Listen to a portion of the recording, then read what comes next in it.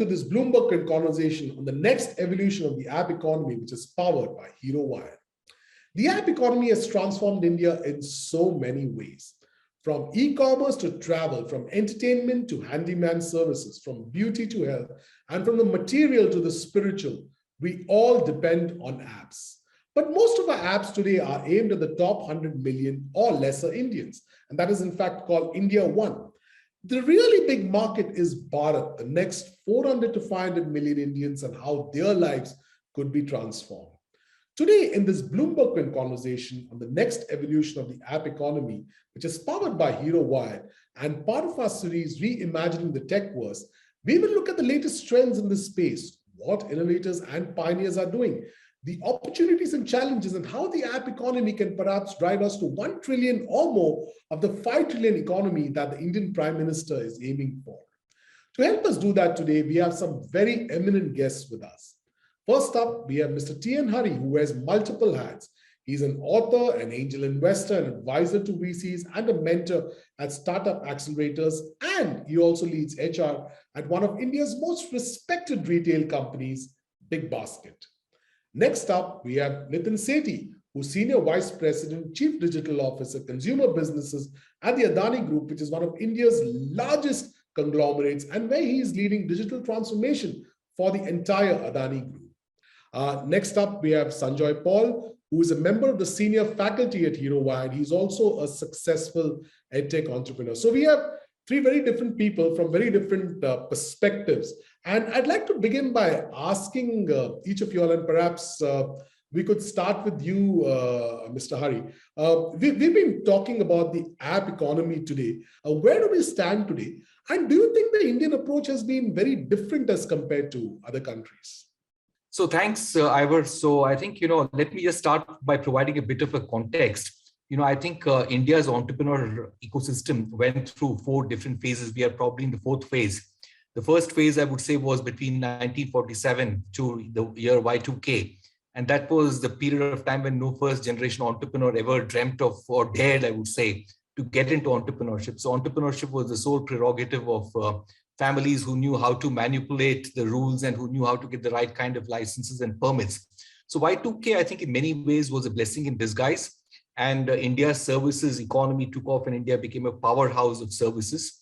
And I think these were the first 2 phases that never leveraged the app economy, so to say.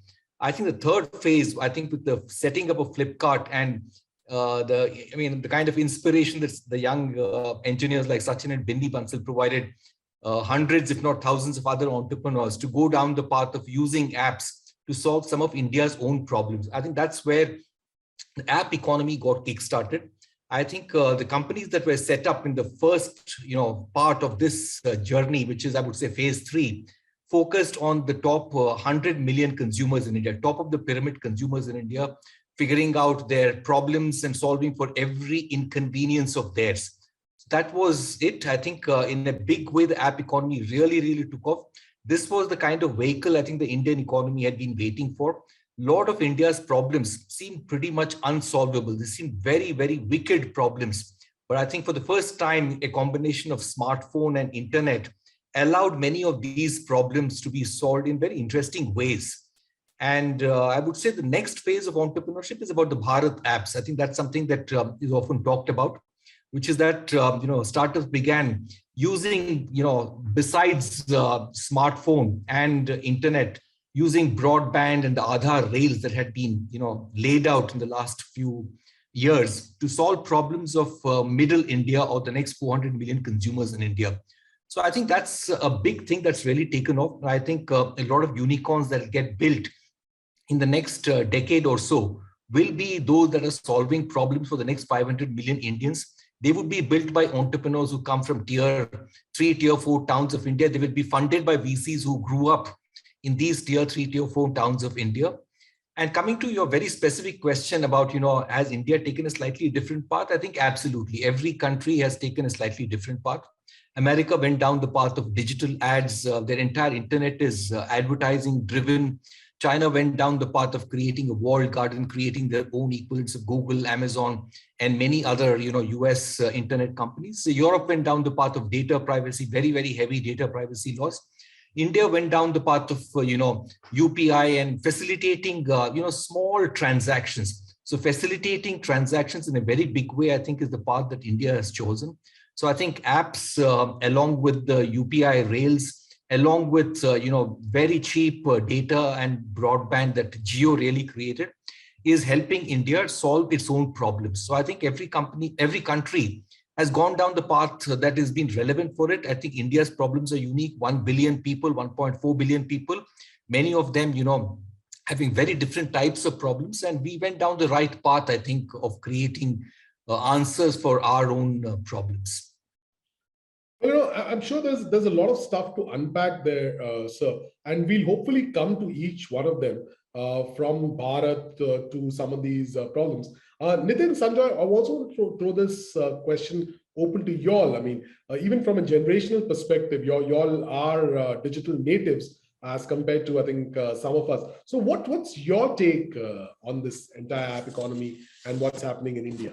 Perhaps we can start with you, Nitin. I'll try and add my 2 cents. So actually, the evolution has started with a smartphone and data, right? So data becomes the fuel, and it's not what going to happen next. It's already happening. When we talk about apps are becoming super apps, and it's not only a global phenomena. It's happening in India, and the digital ecosystem is getting created as we speak. So internet you can measure in generations. So 5 years is actually a one generation, not 10. So what Hari said beautifully, it's era 2000, and we saw Naukri, 99 acres, Times and Rediff, and then Shadi, Bharat Matrimony, that happened. Then we've got into horizontals and quicker, OLX, that type of evolution happened. But now if you look at it, the new age economy, for every small thing, there is an app, right? So you think about a problem and there is an app which you can solve it for. But how many apps are mobile phone going to presume? Because your smartphone itself is an app, right? So I think when we talk about India specifically, the players who will succeed will be the players who will connect this experience and solve for multiple problems rather than letting consumer download an app for a particular specific issue. I think that's where India will get boosted in digital economy, and boundaries of India and Bharat is going to merge. The era of experience economy is already started. Absolutely, I think you put it very well. Sanjoy, quick take from you.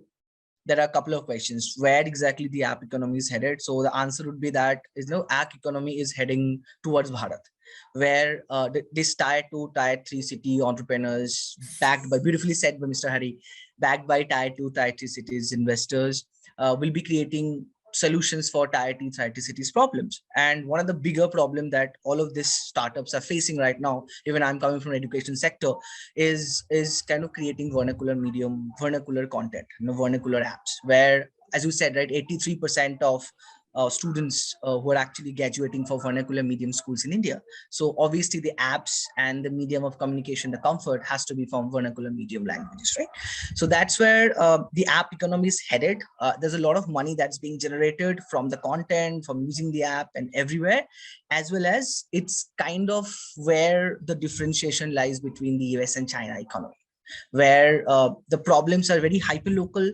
The solutions are also being hyperlocal, where you have kind of solutions of small villages have been solved by one single app.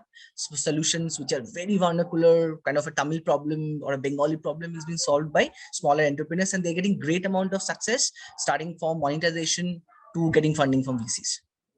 I think that's again a huge issue, and hopefully we'll come to that. But before we really come to that, I really want to look at a larger issue, right? And I think this is more of certainly a business problem, and of course even a technology problem. The thing is that when we speak about the app economy, what we also need to have is really a very strong focus on data and the data structures that need to power these apps, right? And I wanted to ask you, Nitin, what are the challenges there? Are we doing it right? Because data quality itself is a problem, especially when one relies on public databases, which is not very possible in India as compared, let's say, to the West. And there are a huge amount of issues over here, but it's very, very critical to get this data foundation right. So what's your take on that? What's been your experience and how are you working on it?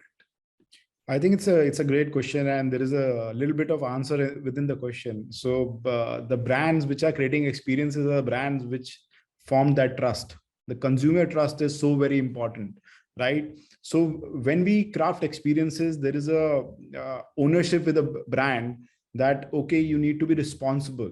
The digital experience needs to be responsible enough to protect the consumer's data, right? So whether it's a first first site cookies, second level cookies, or a third party data, brands need to make sure it's a long journey. A broken trust of a consumer, they don't give you a second chance, right? And India still doesn't have a GDPR like compliance. Our policies are still changing. We still need to have, though the local data storage policy is really helping Indian brands and boosting the economy.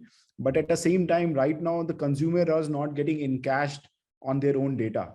I think we are moving to a more creator economy. We are moving to an economy where consumer will get valued, will get paid for their eyeballs, views, and opinions. And we are already, with the metaverse, we are already entering into that era. Right now, data also suggests, Ivor, that India will become 1 trillion digital economy in 5 years. And that's my personal opinion, really, that I see it happening much faster with the monetization and personalization and so much recommendation. If we do the local crafting, right, we can keep thinking global, but if we do the local crafting on the experiences, we see exponential digital growth across Bharat, across the India, across the tier 1, tier 2, and the last millionaire age, right? That's what I personally feel, and I'm very passionate about. Though it will happen through public-private partnership, right? So government can't do everything. Brands needs to be responsible enough. It's a combination of startups, big brands, and conglomerates to come together and work towards it. So respect consumers' boundaries and value the data. I think you put it very, very well. And again, I think we keep coming back to this, right? The local part. So how do we really build in, right, some of this greater personalization and localization, which will drive better recommendations, better consumer experiences, etc. How do we take India's app economy beyond the India one, which is perhaps the first 100 million that the Flipkarts, the Amazon of the world are currently focused on, and to really to the Bharat, which is maybe the next 400, 500 million, and build unicorns that really solve for Bharat and not just India. And I'm sure the Flipkarts and the Amazons will also be there, but there is a huge opportunity. And also, are there any players that you all see today, right, that are perhaps heading on this, starting out on this journey and getting there? Perhaps we could start with you, Sanjoy, and Hari or Nitin, you all could add from your experiences. So I think this is also a very wide question. I think it kind of begs different perspectives. Sure. So I can give you my perspective into this, that how we can kind of reach to this. Again, the question is reaching to this beyond 100 crore people, right? So what we're looking at right now is there are two challenges, right? One challenge is kind of being solved, is about, how do I put it, internal literacy, where think about my generation. I'm very versatile with smartphones and all, but now my mother have started using WhatsApp. She has probably like 1 week back, she had done her first online shopping.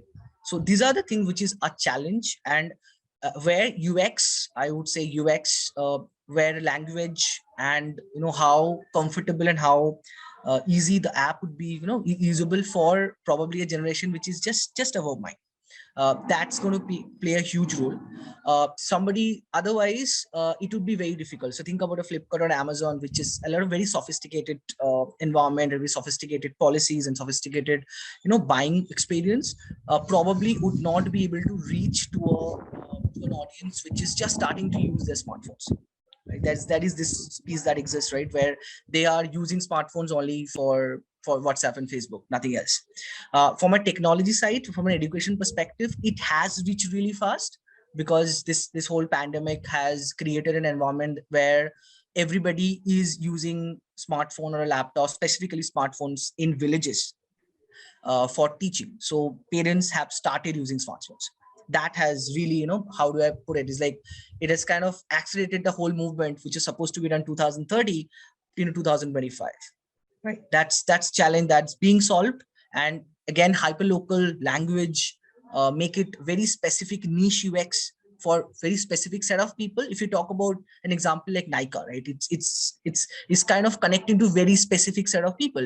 If you talk about an example, like where example like Class Plus, right, it's kind of working with tier 2, tier 3 city teachers, just onboarding and digitize those institutions. So which is doing really well in tier 2, tier 3. If you go to Bihar, smaller villages in Bihar, they have actually adopted Class Plus, have their own app. In small institutions, small IIT institutions in Patna, those are the things which has happened really well. The other challenge, which is obviously internet connectivity, which is being eradicated as we speak, very, very fast. And the answer to that is obviously the geofication has happened. So I talk to people, I give talks to people who are in Bangladesh and all the spaces where geofication haven't happened, is a huge thing, right, in India, where internet is a problem that's being resolved. And again, I'll come back to the language barrier again.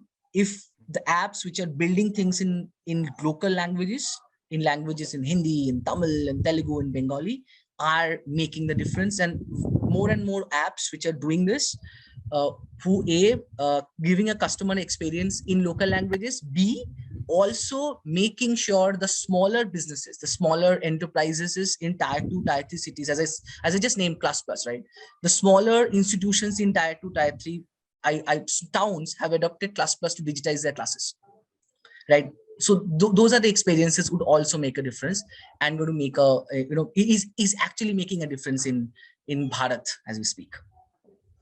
Mr. Hari, Nitin, anything you all want to add to this? Any examples? Let me just add to what Sanjoy just said. So I think India's middle class has held a lot of promise, but also a lot of disappointment, which is that many foreign companies, MNCs, manufacturing consumer goods and many other products overestimated the buying power of India's middle class. I think they were taken in by the sheer size in terms of numbers, but not the buying capacity. So I think that's an interesting insight, which is that India is not one large homogeneous market. And I think Sanjoy brought this out beautifully, which is that India is actually a combination of hundreds and hundreds, thousands of micro markets. And therefore, herein lies the challenge, which is serving these thousands of micro markets is very different from serving one large homogeneous market or a few large homogeneous markets. The way businesses, startups need to look at delivering products and services to these micro markets will be very different from being able to deliver micro products to a large homogeneous market, where the economics of scale work out in a very different way. So in India, for instance, if you travel 100 kilometers, everything changes. Consumer preference changes, the kind of products and services they like to consume, the information that they're interested in, everything changes rapidly. So I think, you need to build a large number of smaller businesses. And obviously, some of these businesses will also figure out that they can find application in multiple markets. And therefore, they will be able to straddle, and some of them will go on to become probably big companies. So for example, I was talking about a company called Local, which operates in a small town. And in that town, about 100 kilometers radius, people just love that app because it provides updates and information on everything that's relevant for people in that small little geography. When is the next power cut? When will power be restored? Who is the municipal candidate? Who is the next which school is opening? Who is getting married? So everything that's of interest to those people in that radius is served, and that app is doing well. And I'm sure they figured out the playbook here, which is that micro markets in India matter. So I think also coming back, I think to Bharat, I think a lot of these young entrepreneurs are figuring out that Bharat's solutions need to be different. So for example, if you just take fintech, right? Banks, I think, turned out to be extremely arrogant. they believed that many people in India were not credit worthy. It was a stupid, foolish belief. Just because they did not have any mechanism for evaluating credit worthiness, they just believed that they were not credit worthy. So they kept giving loans to people who didn't know, and many of them defaulted. Actually, many people who really need these little loans are people who can repay, who are, who just need that little push to be able to, overcome a big barrier in life. So many of these fintech companies, came up with very interesting credit rating models, evaluation models, and began giving these micro loans. You have a Credit B, which turned out to be a big company, Harshal Mathur's Razorpay. So Razorpay is another amazing company which went to tier 3, tier 4, tier 5 towns in India and earned the trust of that small business person. Small businesses in India actually operate on trust. So these people spent a lot of time with the field sales force, educating them, actually helping them make payments, receive payments and solve their problem. Now it's a raging success. The company is almost $7-8 billion. So I think Bharat's needs are very different, and people who understand India may not understand Bharat. So you need to understand their needs, come up with solutions whose price points are very different from price points that the top 100 million consumers are willing to. Their problems are very different. Their performance expectations are very different. So I think India is a very interesting nation. Lots of micro markets, and the challenges in being able to profitably serve these micro markets. Yes, absolutely. I think that's absolutely given, right? India has so many micro markets. India is, in whatever sphere you can take it, from language to food, India is very, very, very, very complex. Nitin, anything you had to add to this? Just wondering. I think Hari and Sanjoy put it so beautifully. I'll add. I'll try and summarize it in a way. I'm a storyteller. So in my opinion, future belongs to marketplaces done for SMEs and New India, right? So marketplaces which are empowering the end consumer and small businesses. Yeah. Right. So I think that's what it is going to be. I think that's very well put. Just wanted to just add one line to this, Ivor, if you allow me, which is that, many of the earlier, digital businesses, app businesses were built on fighting the little guy, fighting the kirana, fighting the little guy. But I think the new age businesses are being built in supporting, enabling them and helping them become successful, and helping them become successful. These guys become successful. I think that's a big change. It's such an important thing for India. I want to add this, and the same thing is happening in education sector everywhere else, right? The same applications, the bigger companies coming in and saying that, just taking an example, I'm just to add to Hari's, just giving an education perspective to this, think about how Byju's have evolved, right? So Byju's came on saying that you don't need private tuitions at all, then move into saying that take tuitions from us, and kind of start having those teachers onboarded into their platform, providing tuitions to their students that like the teachers are basically they're fighting for when they started their company. So that's a huge change that has happened to a company like Byju's even, which has been like one of the biggest companies in the world right now. So that's what the change in India and Bharat is happening right. Fantastic.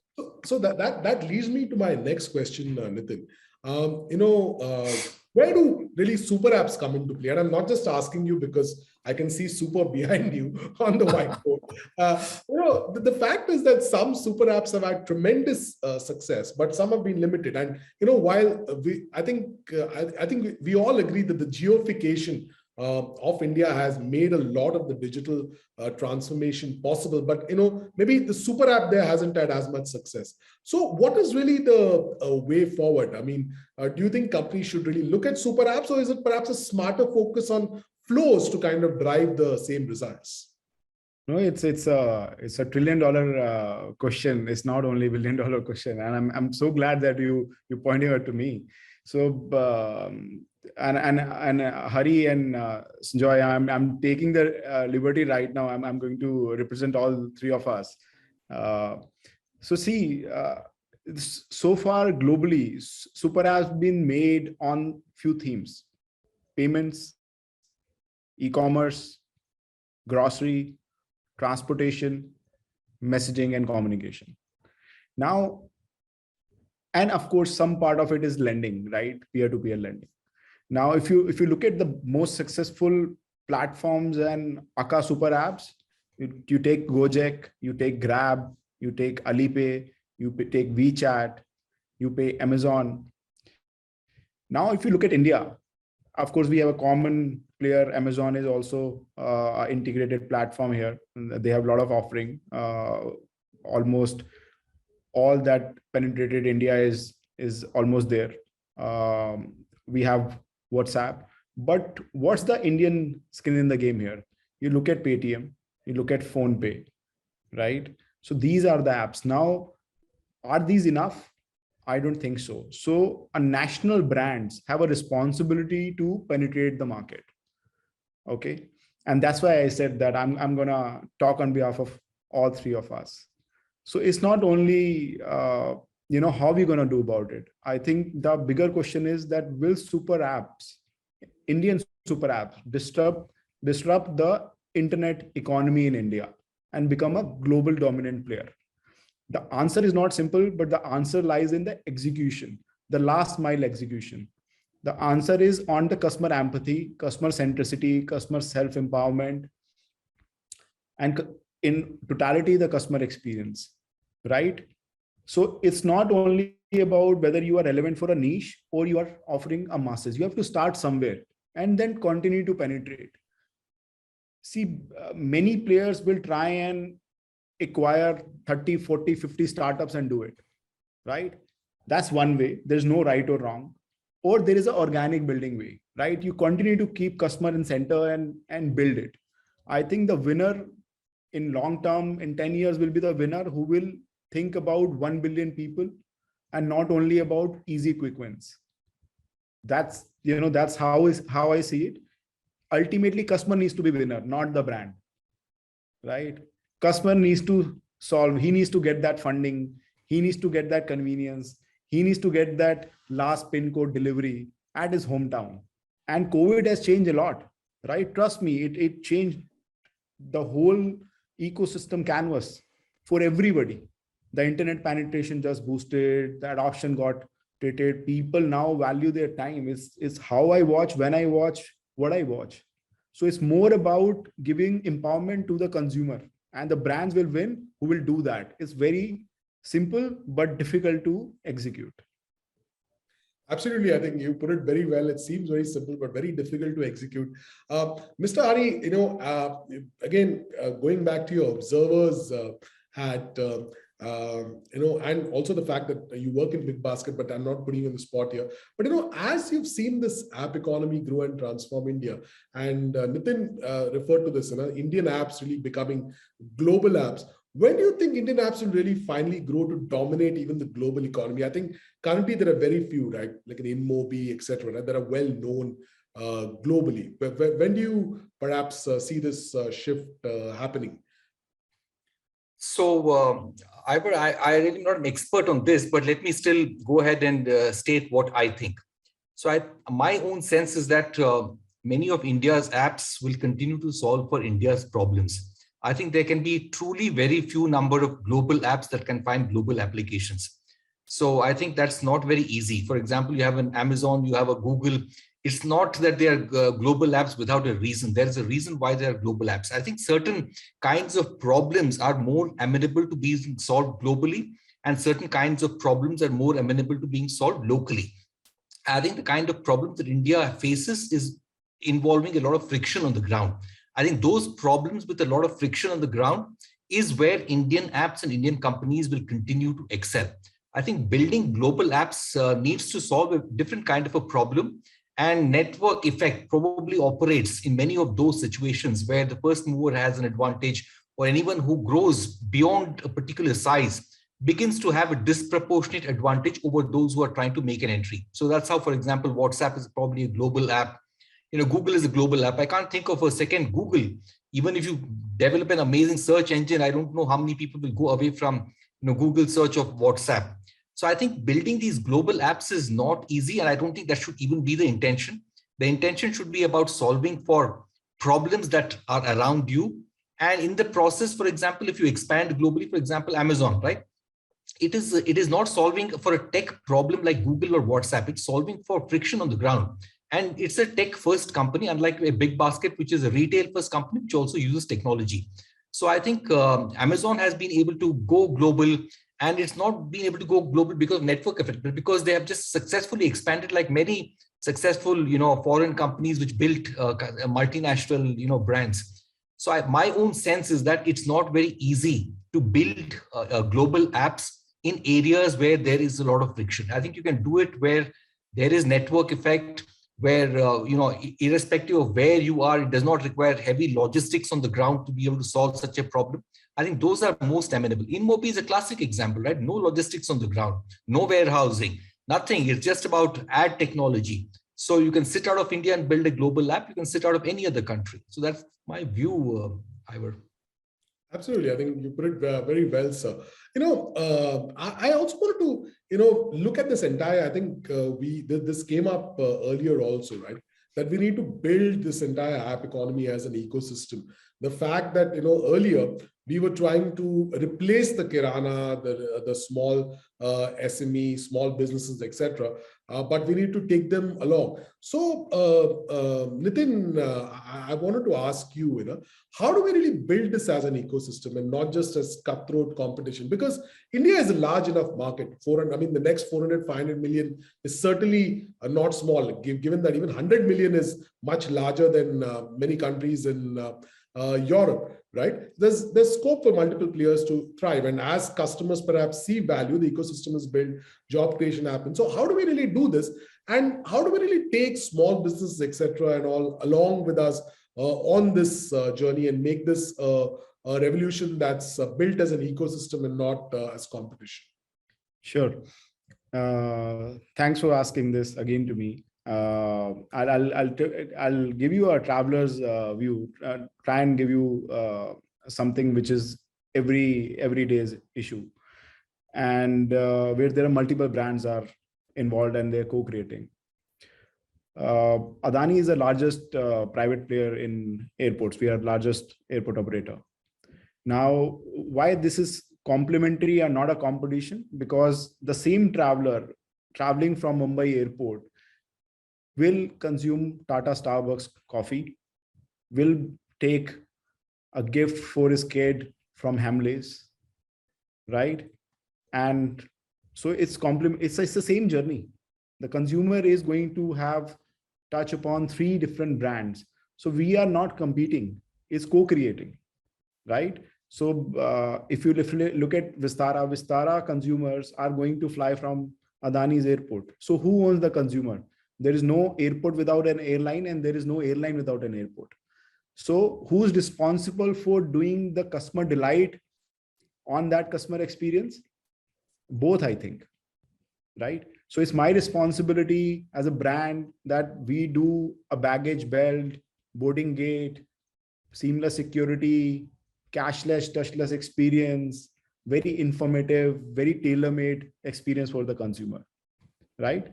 And then is the airline which enhance it further, right? It's co-creating. And there are many industries, if you go to, whether it's again transportation or payments. Now, how you build it? Can we create or co-create an ecosystem where the consumer is being rewarded when the consumer is spending money on the airport and he gets benefit on the Starbucks loyalty program and also Adani One loyalty program? I think the answer is big yes. So if we work towards making the consumer the king and just not say it for the saying, believe it, live by it, that's where the end goal should be. So it's co-creation in each and every form. I think you've explained it very well. Anything you want to add, Sanjoy or Mr. Hari, to this? I think it's again quite a large question. Go ahead, Sanjoy. I think it's kind of similar to what Nitin said. What I feel another part to that is when you talk about an ecosystem, we talk about different facet of a very similar kind of work, which are basically competing. As I just take the example of Byju's, right? So Byju's was started as something which was competing against these private tutors. Now it's one of the biggest employment form for these private tutors, where they earn a lot of money by kind of teaching in Byju's. So I'm just taking an education example because that's where my expertise lies. So that is again a lot of things which is happening right now.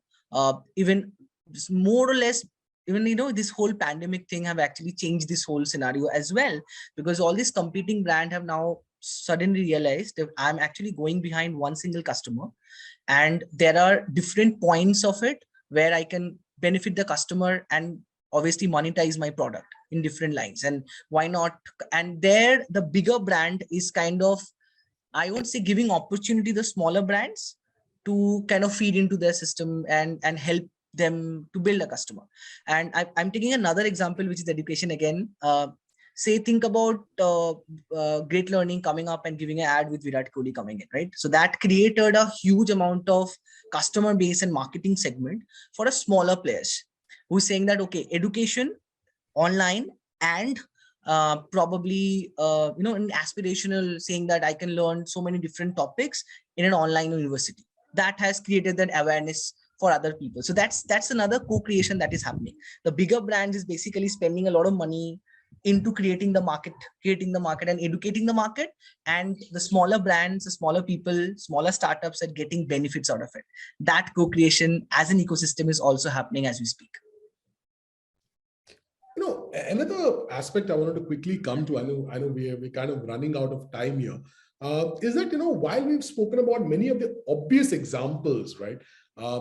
Travel, e-commerce, certainly, things like even beauty, healthcare, from the material to the spiritual, everywhere, there are apps. But, there are also some sectors sometimes that we sort of ignore. For instance, gaming, right? Or especially like, fantasy gaming. These are very huge. And of course, then there is OTT, which is thriving and literally killing traditional broadcast media.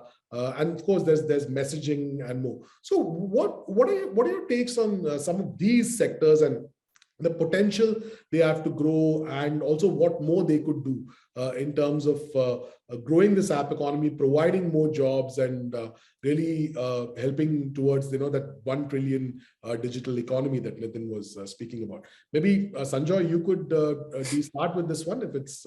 Yes, so I'm very excited about this fantasy sports plus OTT platform kind of economy, right? Fantasy sports, if we take all the different fantasy sports platforms which is there in India, and there are a lot of international players who are trying to kind of start working in India, is engaging a lot of people. The engagement have gone out of the roof because of pandemic, because people have a lot of money to spend, and as well as a lot of time to spend on all of these fantasy sports platform. And also it's creating a lot of job, because if I take all of these smaller players, if I can give you certain examples which is very similar to bigger fantasy sports platforms, right? So they're from tier 2, tier 3 cities, and they have started employing people from tier 2, tier 3 cities. This whole app was built by full stack developers in purely from tier 2, tier 3 cities. So that's employment is getting generated. A lot of people are doing a lot of things in fantasy sports as well as in OTT platform. And when we talk about OTT platform, where OTT platform vernacular backgrounds are coming together, as well as it's creating a huge amount of economy for content creators all across the space, all across India. So that is also happening as we speak. And this is going to go on. This is going to be just, I think people are saying that this is just the tip of the iceberg that we talk about. This economy is going to grow. And as in when more people are going to come into the picture, and probably some bigger player might, this consolidation might happen, bigger player might buy off certain smaller players, but we are just, starting phase of this whole economy of fantasy sports, OTT and all, or kind of entertainment in kind of an engagement way, not an Amazon or a Netflix kind of entertainment. So, I don't know if Mr. Hari or Nitin, anything you all want to add to this? Yeah, I would like to add on this, right? So if you take a step back and see the 2 to 3 hours of available time and that data, affordability of data, right, has actually boosted the value of the content. So consumers are actually absorbing a lot of content compared to what they were consuming 10 years back, and they will consume much more with this vernacular localization and more creators coming from smaller towns, right? So this is actually revolutionized the whole ecosystem. It's not only about metros now. Startups are coming from smaller cities and jobs are happening on those cities. So a guy in Indore is happy working for a company in Indore because the startups are creating value also. So the aspirations are getting met right there. And it's not so much about big players winning, it's about small players getting big much faster because of the audience of what we say, 1 billion people, and every individual have a opportunity to fuel the business. That's how we see. We are the biggest market in the globe. We are the fastest growing market in the globe. We are the most young millennial market in the globe. This advantage, we have it for next 10 years, right? It's not changing. We will command. We will see 40, 50 unicorns this year and maybe, couple of hundreds in next 2-3 years. Imagine the job creation. Absolutely. In fact, that brings me to my next question, and my final question. I know there's so much more to discuss, but really I wanted to end with the jobs part, because that is so important for India, right? That's one of India's biggest challenges. So how can India really better leverage this app economy to drive job creation? And again, that's a two-pronged challenge there.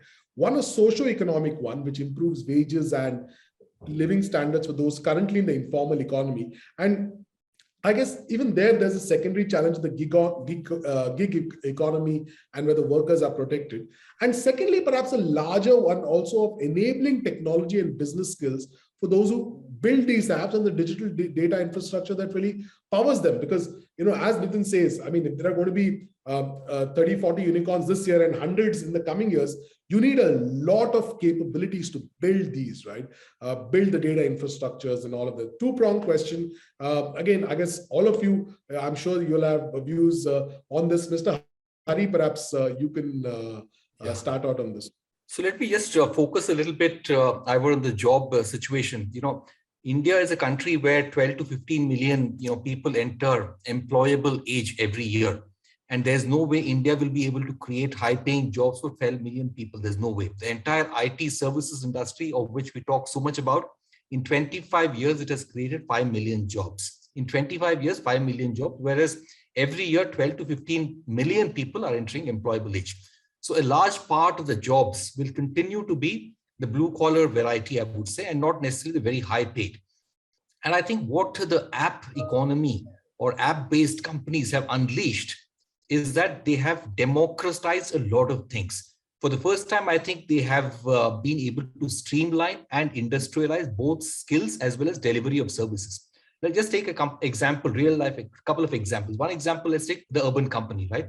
So we had plumbers before, we had technicians before, we had beauticians before, but this kind of services they provide, the difficulty it was in discovering the right kind of customers, the difficulties that customers had in finding people with the right kind of skills was immense. As a result, the entire quality of service as well as industrialization never happened. It was fraught with inefficiencies.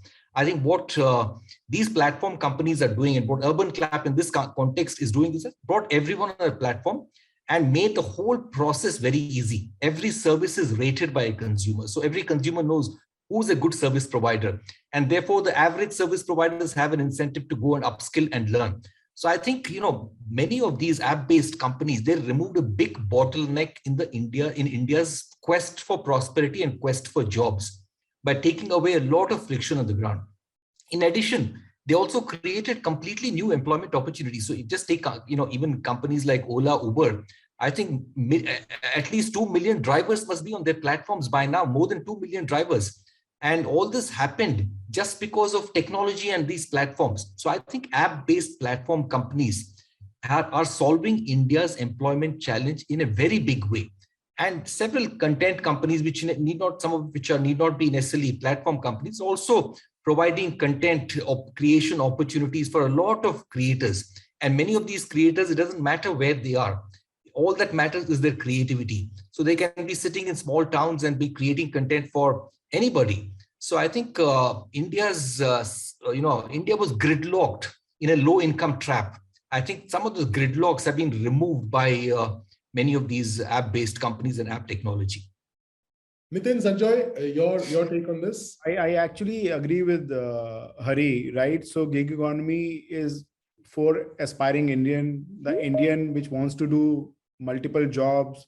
He's a content creator, he's a brand ambassador, he's a Uber driver, he's the delivery guy, he's the call center executive, and that's what is happening. So these jobs are getting multiplied year on year with how the new age digital platform integrated companies are growing because of the ecosystem, because of the more offering, and with right design thinking, technology, and the customer experience, I think we can transform our one connected nation, right? It's so much great. It's a great time to be in India. It's a great time to be a middle class Indian which is seeing the growth of India, right? And gig economy, freelance, part time is not full time anymore. It's when I want to work, from where I want to work. I think that's what it leads to. It doesn't matter whether you can speak English or not. It doesn't matter what caste you come from. It doesn't matter what religion or caste. It doesn't matter at all, right? It's now about you participating and changing the customer experience and actually in cashing.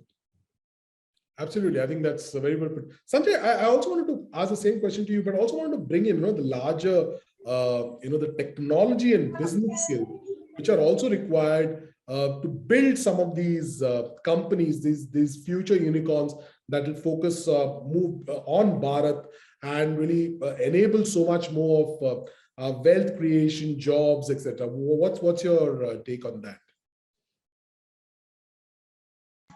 Yeah, I'll just take I'm going to take a little bit. So from our technology side, my perspective on the technology side, how all of these startups have kind of changed and created a lot of jobs in a tier 2, tier 3 city and colleges.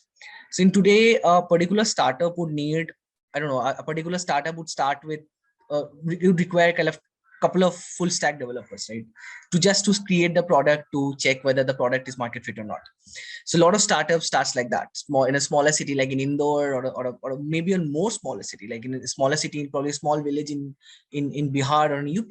There you have a college who has a certain understanding of the student. If he understands full stack development, he would be able to create a product which you would be able to test for 200 customers.